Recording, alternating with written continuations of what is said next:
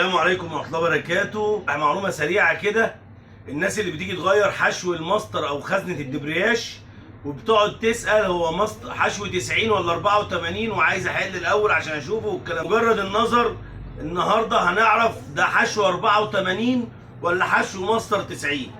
هاجي عند التابلو عند كفة البدلات وانزل عند المكان بتاع كفة الدبرياش، يختلف عن ماستر الفرامل اللي فيه السيرفو. حلو، وهبص عليه.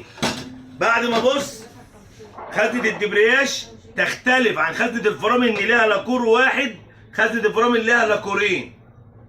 جميل. اعرف بقى منين 84 ومنين 90؟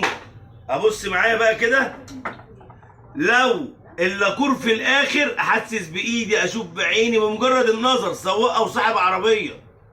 لو اللاكور في الاخر يبقى 84، لو اللاكور في النص يبقى 90، في النص 90، في الاخر 84. طب لاكورين يبقى فرامل، ماستر فرامل عمومي ويبقى مربوط في السيرفو، لكن ده مربوط في الكفه بس مش مربوط في حاجه من ورا، يختلف.